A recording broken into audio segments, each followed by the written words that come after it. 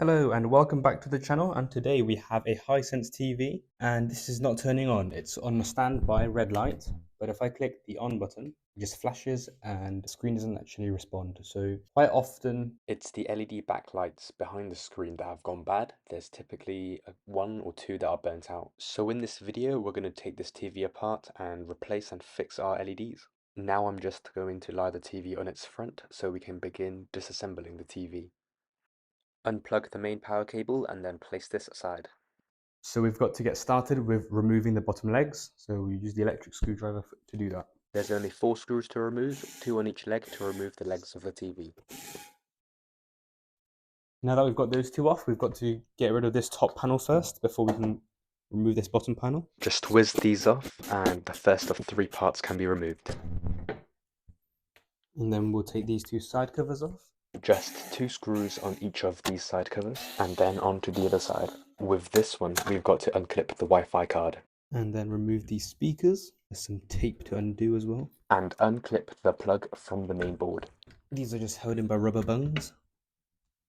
Remove these video image cables. We've got to get rid of these leg frames because it's in the way of this circuit board. Whiz these off and they just lift out. And then repeat the same process for the other side. There's some rubber pieces on the edge here. And another on the other side. So along the bottom of the TV there are a few screws to remove. This is just for the bottom plastic frame. So we just whiz these off. There's 1, 2, 3, 4, 5, 6, 7. And then this bottom frame just comes off just like that. We then need to get the TV board out. Very gently unclip it. That's one side released. And then there's this side, and that's the second side released. So we use some masking tape to hold this against the screen so it's easier to remove and we don't damage the ribbon cables. So just do a loop like that to secure it, like an anchor, and then press it down firmly against the screen, massaging it down so that it's full contact adhesive. Same on the left hand side, rip a bit of masking tape and then do a loop and tape it to the screen. This has got an interesting TV. It's bonded to the frame, so we're gonna have to slice it open using a bit of card. So this is a frameless TV, so glass goes all the way to the edge. So we're gonna get a bit of card and just slice along the edge, being very careful.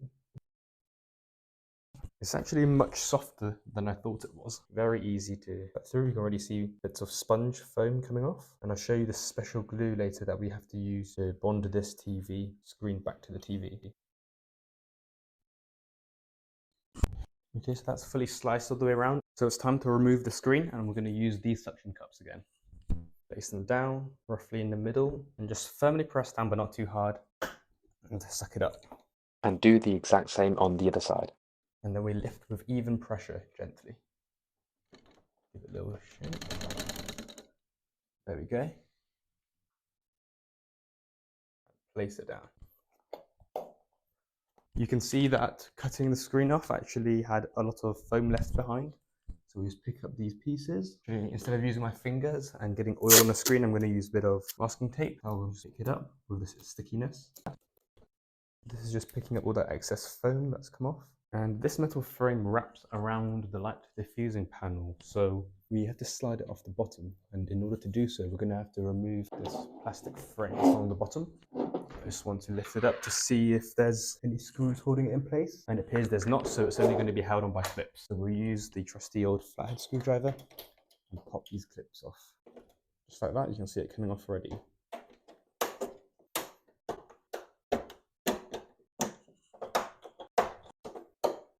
There we go. So this bottom frame can now come off. So it's a bit sticky, and we'll just place it to the side. There's a bit of tape that holds the bit of the screen here to the metal frame, so we'll just undo these. And all of this should just slide out. Well, we'll use them later if we remember that they're there. It looks like this plastic panel is a little bit stuck. So it's just a bit stuck, so I'm just going to use a piece of card to glide through the adhesive. So it's just this one tight spot here. I'm just going to break through this adhesive bond. There we go. I'm sure it's going to be the same on this side. Yeah, it's a bit glued. So I'm going to slide this across, break through that bond. I'm actually using quite a bit of force here. So what we can do is get at this from both sides. So we'll take it from the right this time. Ah! There we go. So that's cut through the adhesive bond and this should just slide out now.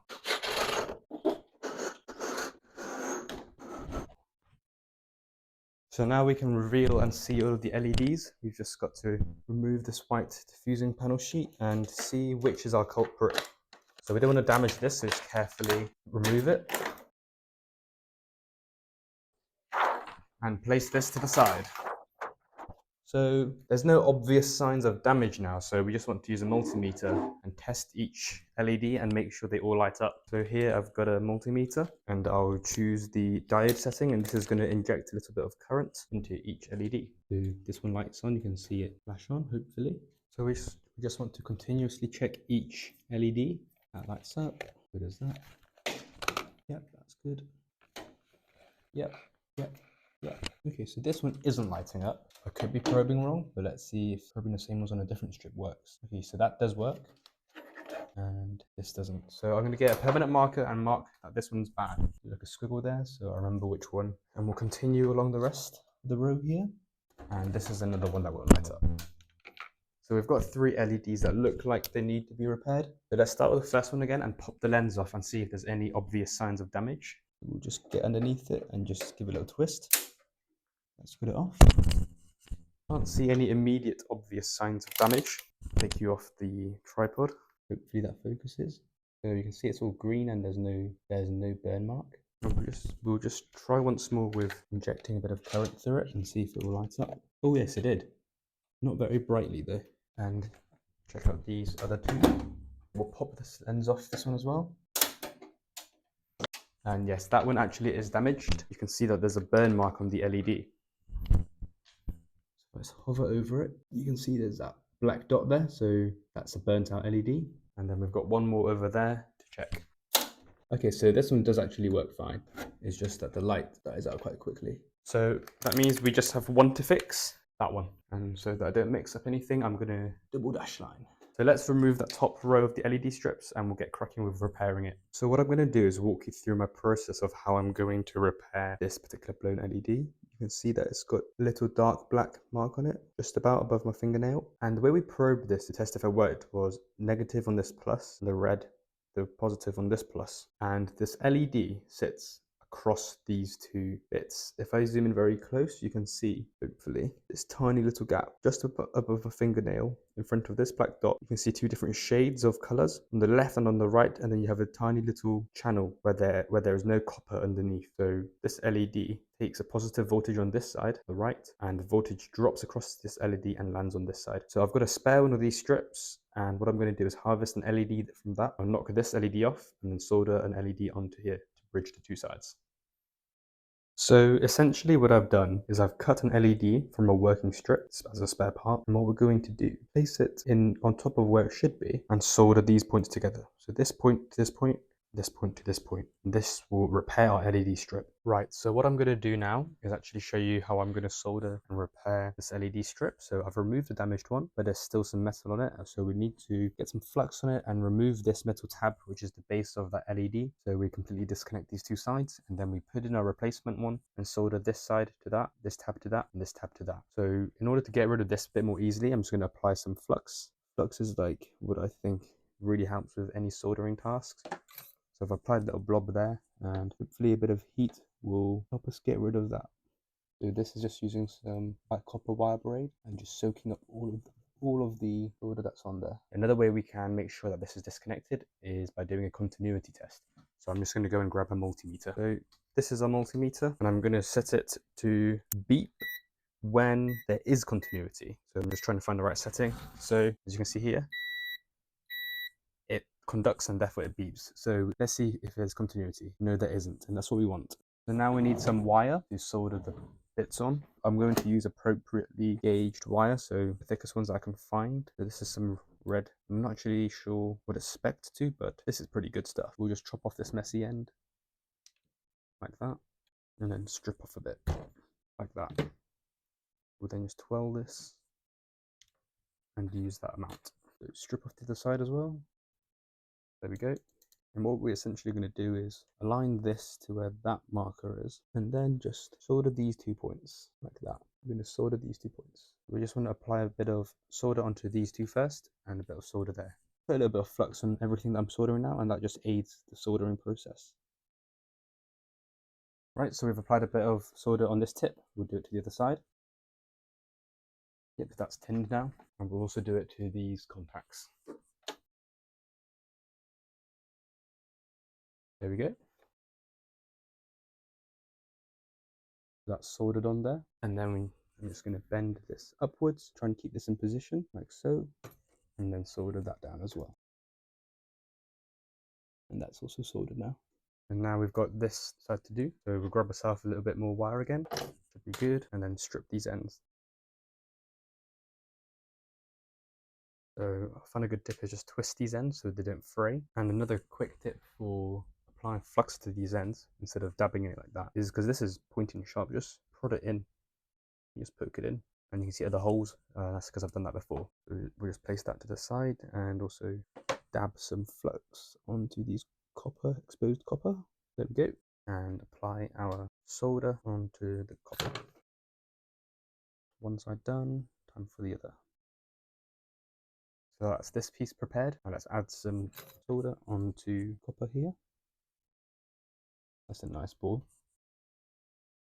And that's also a nice ball. That looks good. So we shouldn't need this copper, we shouldn't need this solder anymore. We can put that away. And we also shouldn't need any more extra wire. So I'm just going to tidy that up, put it to the side. And we don't need any desoldering braid. And we're done with all the wire stripping. So all we've got to do now is solder this piece of wire connecting these 2 pads. I'm just going to pre-bend it a little bit to length. Soldering iron on top until I feel it gets soft, and there we go, it's getting soft. And it's gone down now. Wait a couple seconds. And there we go. We give it a tug. That's a strong, firm contact. And then we do the same to the left contact. Getting smoky, it's getting hot. Any second now, should go a bit soft. Yep, see, that's a nice tug, and it's firm now. So this is repaired now. So we just got to get some tape and tie this back down, and we can get this back in the TV. So this is the moment of truth now. We'll see if the repair actually worked. We've plugged it back into power, and we'll turn it on against the wall and press the on button. So we're on standby. You can see the standby light is on, and we'll just turn it on. There we go. It's all lit up. That's great. So only downside is now we need to pop these lenses back on. There's one here that we took off earlier, and the second one up there. We'll use a bit of super glue for that. We just turn it off, and then we'll grab some super glue. So now it's time for reassembly, and we've got the white light diffuser sheet back on. Now that that's back on, we can put the light diffusing sheets sit in front of the LEDs, and we slide it in from the bottom, just like we slid it out from the bottom when we removed it. One edge in first, then the other.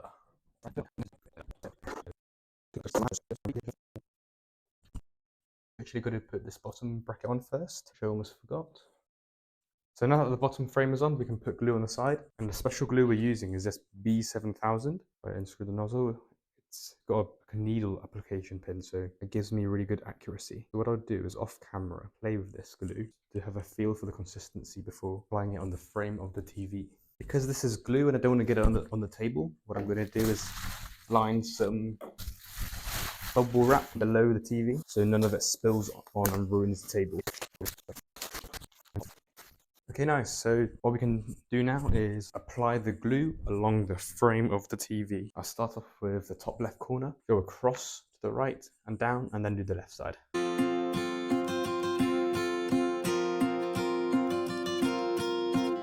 That's almost the top edge done.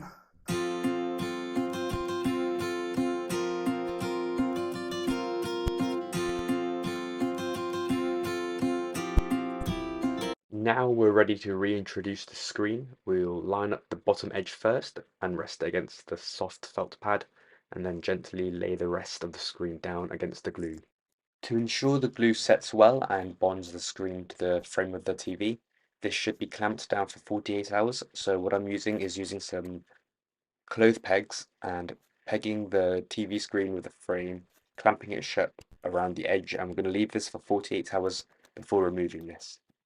So right now the TV screen has been placed back on top of the TV and it's been bonded with the glue, and I've used coat pegs all the way around the perimeter of where the glue is, so it will clamp it tight to the TV and it will bond and set well. So we'll leave this for overnight and come back to it tomorrow morning. So while we leave the screen to dry for 48 hours is what's best and recommended by the glue, we can actually reattach this board to the body of the TV and then put the bottom frame back on. So we peel off that masking tape and carefully rip through the tape and get rid of it, and let this dangle back down, and do the same to the other side. So lift off that masking tape, carefully peel back this masking tape. So we unravel that and then slot it back. That's one side slotted back in place, and then we can do this other side. We've got this power cable dangling, so we'll just unplug it so it's not causing any tension. I'm hoping to be able to test this TV, and what we can do is plug the image cables back in, and then that should be good enough so that we can ensure that we haven't damaged anything. Okay, so that's the image cables plugged back in. So what I'm going to do is plug the TV back into power, and hopefully we get a Hisense logo and the TV works. So that's power on. Now we just need the remote, turn it on there. There we go, there's the Hisense logo. So the repair has worked, and we just need to wait for this to all dry and cure, and then we've got one functioning TV again. So if I click the home button, we should be able to see our apps, which we can, and it's pretty responsive, and so that's good. So it's saying no network is found, and that would be because the Wi-Fi card is disconnected. So we would wait till we can remove all these pegs and assemble it back together so that we can connect it to Wi-Fi and then test the TV out. For now, we'll turn it back off. We can finish off by putting on the bottom frame, which means we're going to have to shift this slightly further upwards. See you in 48 hours. It's now 48 hours later, so what we can do is remove all the pegs and then put the TV back together. So reassembly is the reverse of removal, so I'm just going to chuck you on a time lapse for 20 seconds.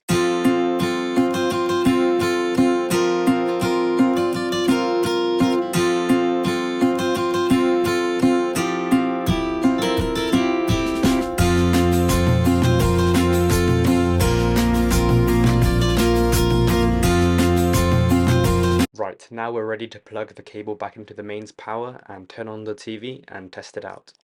It's now turned on against the wall, and you can see the standby light is on. There's a red light. So we'll power it on, and we're ready to go to the home page and then navigate to settings and connect it to Wi-Fi. Once we're fully connected, we can open up YouTube and then try a 4K video just to make sure the repair has been successful and we have a good image. As you can see, it's working perfectly fine, but unfortunately I think my microphone died and ran out of battery as I was filming this last clip. So thanks for watching, and I've hoped you learned a thing or two about repairing Hisense TVs, and if you're going to give this a go, then be very careful. So please like, subscribe, and I'll see you in the next video.